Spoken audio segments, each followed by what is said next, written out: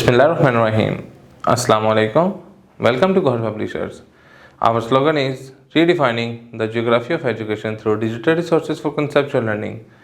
My name is Asib Yamin Khan and today we are going to discuss Gaur Mathematics Grade 7 and the unit is 17. The title of unit 17 is Probability.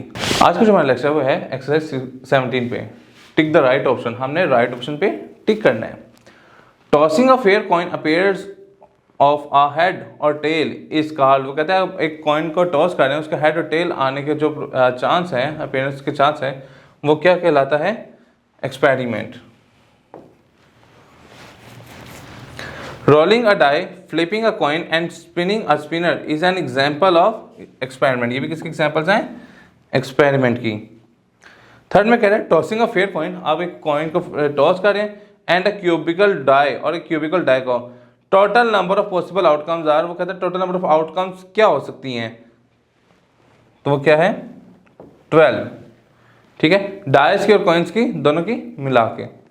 One a coin and a 5 sectored spinner is thrown together. कहते हैं इन दोनों को जब इकट्ठा throw किया जाए then the total possible outcomes are.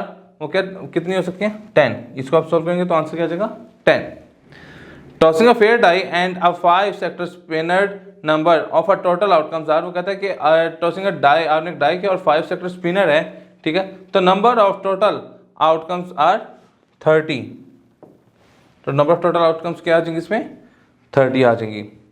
6th वाले में कह रहा है the probability of getting head single through of a fair coin. कहता है आप प्रोबेबिलिटी क्या क्या हेड आ जाएगी सिंगल थ्रो पे और कॉइन के, तो वो क्या हमारा आ जाएगा? 1/2. क्यों हेड आए या टेल आ जाए. 7 में कह रहा है कि the probability of getting 6 is thrown a fair die is 1/6. क्यों 6 पे और टोटल कितने हैं? 6 है, तो ये क्या आ जाएगा? 1/6. हम एक नंबर को ढूंढना चाह रहे हैं जो कि 6 है. The probability of a certain event is, the probability of certain event is always, वो क्या होगी? 1. The probability of impossible is always, जो इम्पॉसिबल की होती है वो हमेशा क्या होती है? 0 होती है. और throwing a die fair number को थ्रो करते हैं ऑफ अ सैंपल पॉइंट पे in the event of the number 4 और 6 अपीयर, कि उसमें नंबर 4 या 6 अपीयर हो जाए, तो ये क्या हो रहा होगा? 2, क्योंकि इसमें नंबर ऑफ इवेंट कितने हैं? 2. या तो 4 होगा या 6 होगा. क्वेश्चन नंबर 2 पे मूव करते हैं. If the spinner having 10 equal sectors in spun once. वो कहते हैं स्पन वंस में उसके 10 इक्वल सेक्टर्स हैं, ठीक है, तो नंबर ऑफ सैंपल स्पेस हमारा क्या आ गया? नंबर ऑफ सैंपल स्पेस हमारा क्या आ गया? 10. Find the probability that the pointer stops on the number that is multiple of 2. कहते हैं क्या प्रोबेबिलिटी है कि वो मल्टीपल ऑफ 2 के ऊपर रुके. हम कहते हैं let A be the event. 2 के मल्टीपल्स 2 हो सकता है, 4 हो सकता है, 6 हो सकता है, 8 हो सकता है या 10 हो सकता है.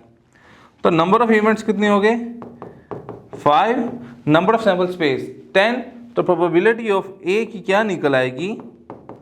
5/10 which is equal to 1/2.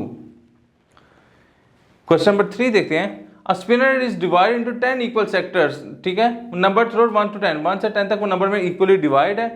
If the spinner is spun, what is the probability that it lands on the number less than 3? कहता है क्या प्रोबेबिलिटी है कि वो 3 से लेस देन नंबर्स पे फॉल कर रहा हो. तो देखें नंबर ऑफ सैंपल स्पेस हमारे पास क्या आ गई? यहां भी 10 है. Let A be the event.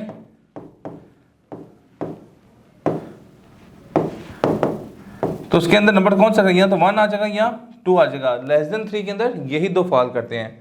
तो नंबर ऑफ इवेंट कितने आ गए? 2. तो प्रोबेबिलिटी ऑफ ए क्या आ जाएगी?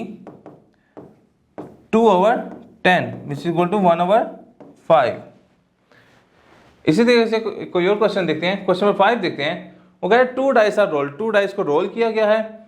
What is the probability of getting the sum of 11 or मोर. कहते हैं क्या प्रोबेबिलिटी है कि सम 11 आ जाए या इससे ज्यादा आए.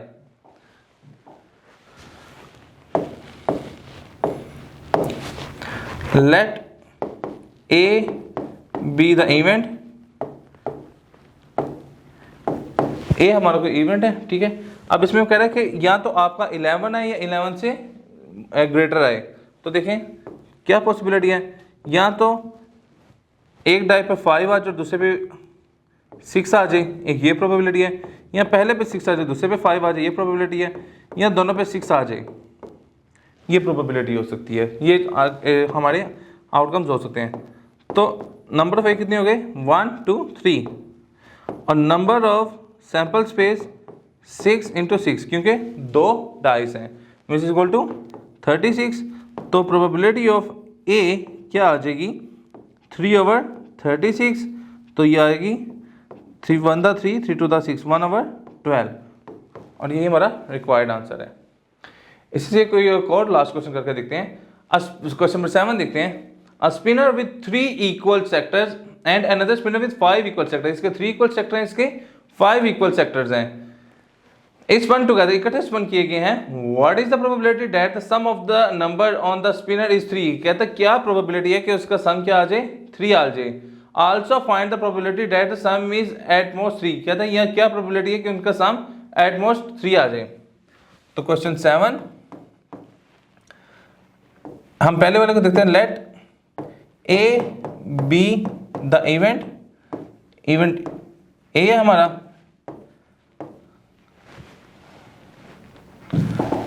तो ये देखें इसमें क्या आएगा। उसने क्या कहा है what is the probability sum of the number on the 2 spinners is 3। ठीक है कि उनका सम अप क्या आ रहा हो 3 आ रहा हो।